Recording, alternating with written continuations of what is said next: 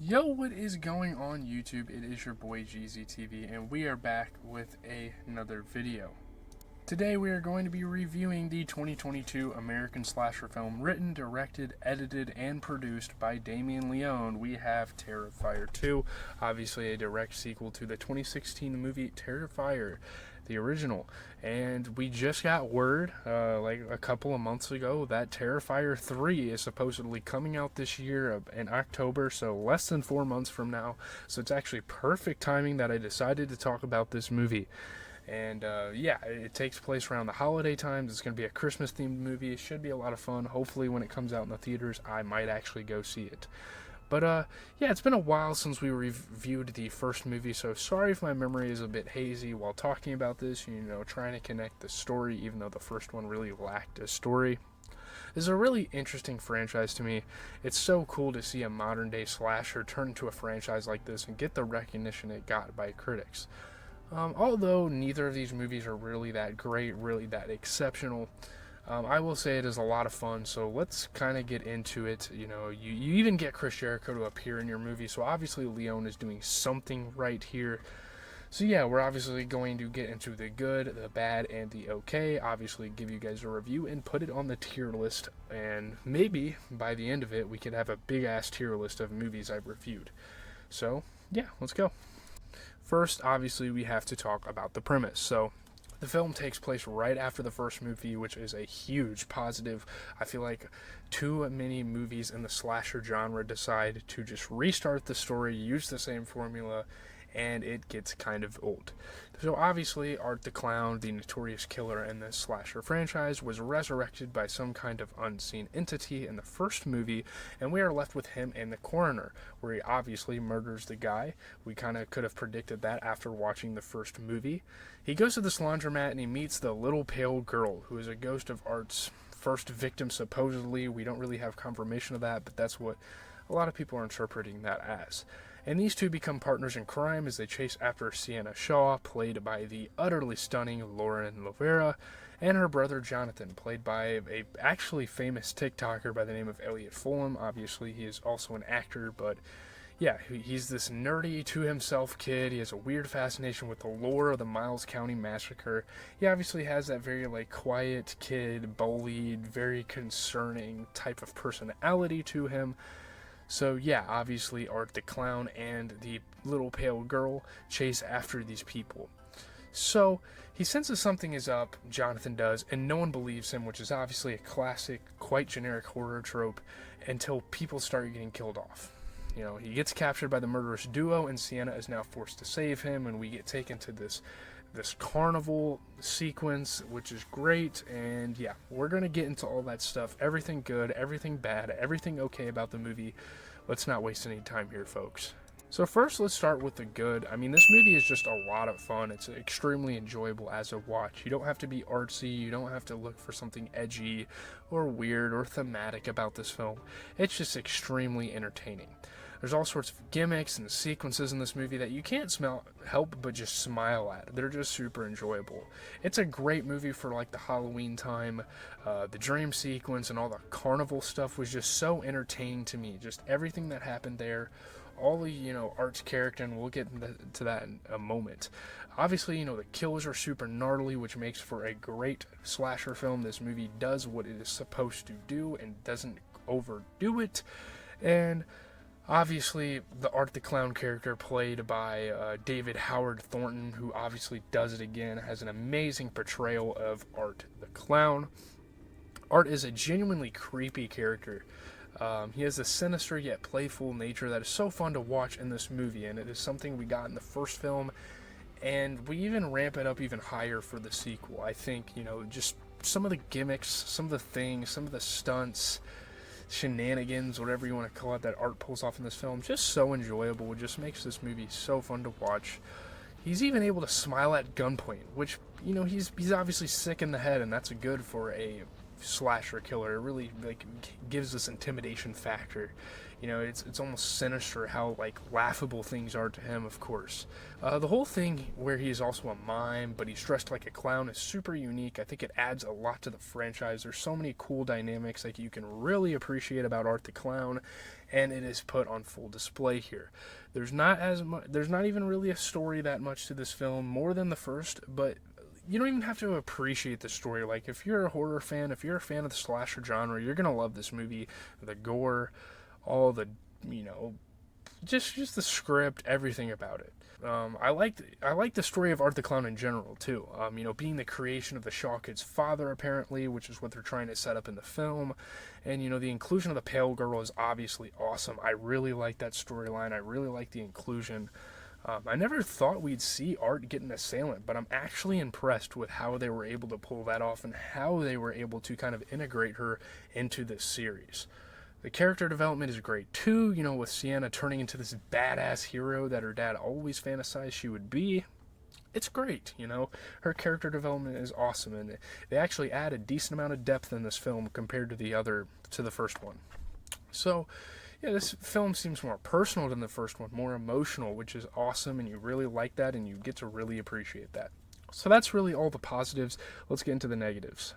There's a decent amount of negatives. There's a decent amount of the bad that I have for this film, but that's not going to really change the rating a whole lot in the end. We'll talk about that soon. I know some people don't mind this aspect of the film, but I just don't like the sci-fi fantasy aspects of the film. And I guess that's just kind of my preference. Like, I'm not a huge fan of this fake shit. I'm not really a huge fan of Art being supernatural. I feel like we need, and just how surreal this movie feels, I feel like we need a slasher villain every once in a while to pop up and to actually be like a real person. But they bend to reality a lot in this film, and they did that in the first movie, which was a weakness in the first film, and I see it as a weakness in this movie as well. There's a lot of questions I have at times with this film, like, why the fuck is Art so strong to where he can just rip people to shreds? Obviously, he's supposed to be supernatural, and that has often been the case with people like Freddy Krueger and Jason and Jason Voorhees and stuff like that. But the vibes of this movie, I mean, all the over-the-top gore, like sometimes too over-the-top, which we'll be talking about in the OK. Like, yeah, the over-the-top gore really gives you a surreal vibe, and it makes you think that maybe he should be a real person in this. And again, that's never going to change. Obviously, Damien Leone isn't going to watch this and be like, okay, let's actually bring him to life and make him a real person. I get that. You know, I get his creative direction is going to be his creative direction. He might not even see this video. I'm not that big of a YouTuber. But, like, yeah, you get a girl's brain being exposed and her being ripped to shreds, obviously, and it doesn't kill her. And I feel like that scene waned on way too long with Abby. You guys know the infamous bathroom scene, or the bedroom scene. Then he takes out her heart, it's still beating. It's super silly. And obviously they want to, like, call back to that 70s, 80s goofy horror flavor. But come on, man. You'd think, too, when he uses an actual human head as a candy pail, that people would be able to tell that it's real. Like, okay, there's a lot of weird inconsistencies with the plot here. I have a lot of questions about just the logic of this movie, which is probably because I've seen so many surreal horror movies, you know, like Seven, Parasite. I've seen all sorts of these super, like, raw movies that I get to movies like this and I'm like, well, okay, that doesn't really make sense. I guess it's not supposed to make sense. Obviously, you know, you have this voodoo, too, where this sword gives Sienna powers. Like, are we watching a slasher or a Disney movie? I feel like that aspect of the film where, you know, oh, like, this little cut in her abdomen is, like, shining, and the sword is bringing her back to life and, like, having this healing power. It's like, what the hell is going on? I'm bringing these instances up particularly because I feel like some of the stuff, like especially with the sword stuff, we didn't really experience in the first movie. Obviously, Art is still this superhuman, supernatural being, but it didn't feel like a Disney movie towards the end like this one did. This one felt like a fairy tale, which I guess is okay, but it's very generic, it's very corny in that aspect. But I don't know. Also, the mom character is so bland, super annoying. I hated her. That's another negative. Like, her only role in this movie, I feel like, is to be a mother. She almost seems robotic and like fake emotional at times. I just don't like her inclusion in the story. I'd like for it to just be the kids, Art the Clown, Little Pale Girl. You know, maybe Brooke and her boyfriend can stick around. I don't mind them. But yeah, like, you're really going to like damn near OD over your kid running away for a good reason because he fucking hates you for good reason, or like talk to yourself like, oh, he is so dead. Like, what kind of dialogue was that? What the hell were they doing with that? I was just super on the fence with that. That was just so weird to me. I don't know. Main negatives: the mom character and pretty much the fantasy aspects. Other than that, this movie is pretty awesome.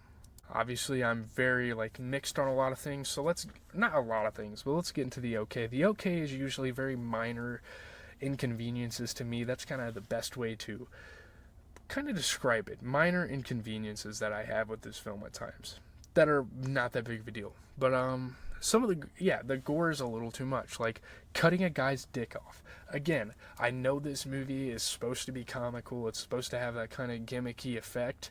But dude, like really, that's I don't know about. That's just doing too much. Some of the effects are very unserious in this movie. The practical effects just look really silly, which most of the stuff I'm critiquing on this film is critiques I would have for old horror films, and this film is kind of a homage for that. And I've heard people talk about all the references.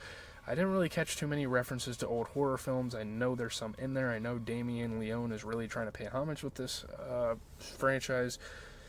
But, like, I don't know. It just annoys me. I think we should put a lot of those slasher films in the past.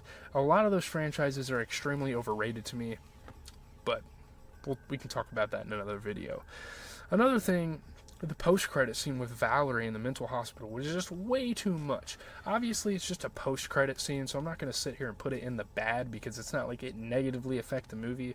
Matter of fact, it technically came after the movie, you know. People were walking out of the theaters when they were watching this, and most people probably didn't catch this part. Again, I mean, all that being said, these are things that didn't really affect the movie too much. They go in the okay. That's pretty much going to be the same thing for every video. That's just how it goes.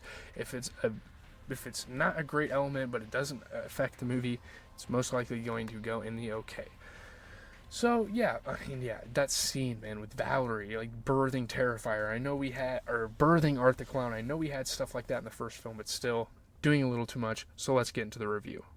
So getting into the overall review, we can bring up the tier list. I explained the tier list in the vampire movie we watched, Let the Right One In. Yeah, that's right.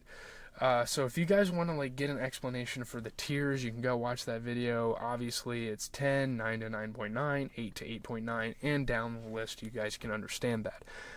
With all that being said, I'm giving this a 6.7 out of 10. I think I'm being pretty generous, too. I obviously think it is in the 6 range, but I've seen a lot of critics give it a lower score than I have. With that being said, though, a 6.7 out of 10, it belongs in the dungeon of decent. You can definitely have a really good time watching this film, and I understand people for being a fan of it. But with that being said, there's definitely some elements holding it back. There's still some things that, Damien Leone, even outside of the fantasy effects, which I would like to not see as much in the third film, there's still things outside of there that I think Leone could definitely improve. There's still a couple holes in some of these characters that he could work on. Obviously, he's probably already done with the movie. There's a lot of things I'd like to see out of this Terrifier 3 film. Let's hope Damien Leone executes. I think he can. I think he's a really good aspiring director. I think he could do great things outside of Terrifier. Shout out to Damien Leone. Shout out to the crew for making another pretty solid movie. Even better than the original, which is kind of hard to do. A lot of people have that sequel, a lot of franchises have that sequel syndrome, and I don't think that's the case here. I think they excelled at a pretty high level with making this a solid movie. So leave a like, comment, subscribe. As always, it has been your boy, GZTV. I am out, as always, giving you guys movie reviews. We're doing a lot of new movies, and then we're doing some other stuff in between, just movies I want to watch as well. So, next week we're going to watch a couple more scratch-it horror films, and we're going to move into comedy, which I'm super excited about, and